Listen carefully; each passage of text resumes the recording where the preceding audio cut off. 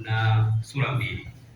Inawezekana kaolewa mwanamke akiwa mjamzito, yeye anajua na muoaji anajua, na huyo muoaji ndio mwenye ujauzito huo. Hiyo sura moja. Lakini sura nyingine, inawezekana muolewaji akajua yeye ni mjamzito akajijua, lakini muoaji akawa hajui. Hii ni sura nyingine.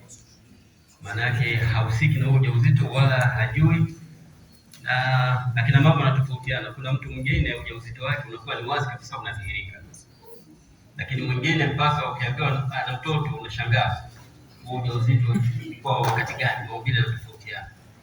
Kwa hiyo ni sura mbili tofauti. Inawezekana muoaji kaoa mwanamke ambaye ni mjamzito, yeye hajui kabisa. Muda mfupi baada ya ndoa yao mtoto anazaliwa. Sasa hivi umezungumzia kwa marefu na mapana. Mtoto anayezaliwa baada ya ndoa chini ya miezi 6, maana yake mtoto moja kwa moja si wa huyu mwanamume. Wanazuoni wamezungumzia hivyo, lakini hawajazungumzia uhalali na ubatili wa ile ndoa. Maana swali ilikuwa, je, ndoa hii ni sahihi? Walichozungumzia wanazuoni, mtoto anayezaliwa chini ya miezi 6 baada ya ndoa, maana yake huyu mtoto si wa huyu mume. Ndicho walichokizungumzia, lakini hawajazungumzia ndoa, je, nayo ni halali au si halali, jambo ambalo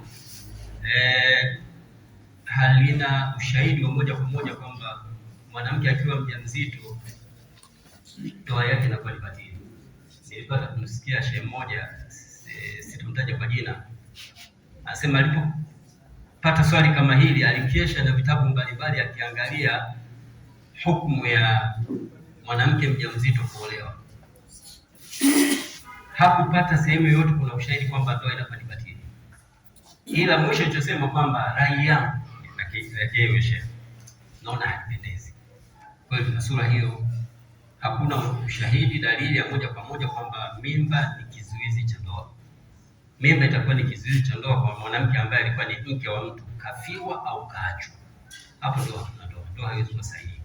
Lakini mwanamke ambaye ni mjamzito hakuwa na ndoa kabla ya hapo, hakuna ushahidi wa moja kwa moja kwamba ndoa yake itakuwa ni batili. Sasa msingi wa swali aliyomuulizaji mwenyewe alikuwa anakusudia huyu mtoto atanasibishwa na huyu baba mpaka huyu baba aweze kumsimamia.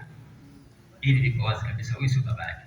Kwa maelezo ambayo nimesema, wanazuoni wamesema mtoto atakayezaliwa chini ya miezi 6 baada ya ndoa, mtoto huyu anasibishwa na huyu baba.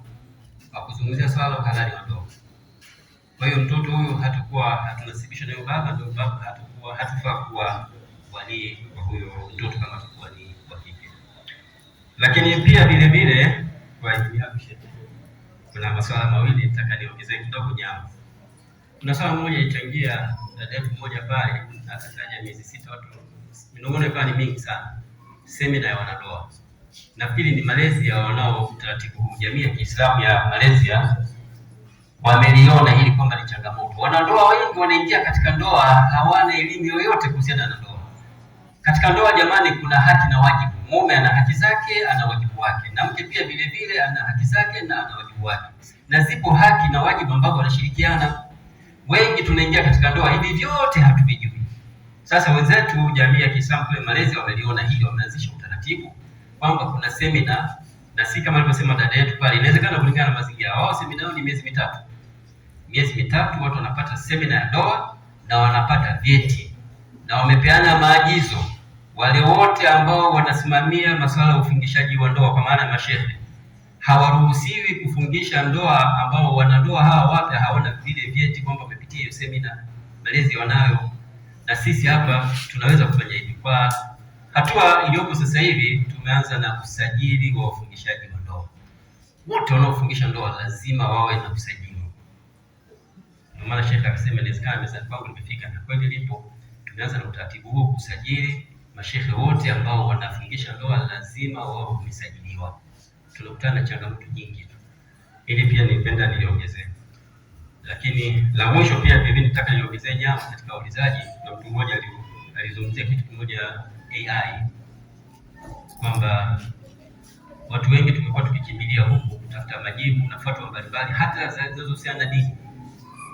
Hii mifumo inatoa majibu na mara nyingi majibu mengi yanakuwa si sahihi. Kwa bahati nzuri hili mashehe wameliona. Kulikuwa kuna kikao kimoja kilifanyika Cairo kule nchini Misri, walikusanyika mamufti wote duniani. kulizungumzia swala hili. Inawezekana walizungumza mengine, lakini pia ilikuwa mojawapo, na wapo bado katika maandalizi. Nafikiri utakapokamilisha mfumo huu utakuwa hewani, wanaandaa kitu kinaitwa Al-Mufti Zaki. Itakuwa ni mbadala wa hii AI katika kutoa fatwa zinazohusiana na Uislamu. Ni jambo ambalo lipo linafanywa kazi, likiwa tayari inshallah nafikiri itakuwa ni mkombozi kwa zile fatwa zinazohusiana na Uislamu. Al-Mufti Zaki. Assalamu alaykum wa rahmatullahi wa barakatuh.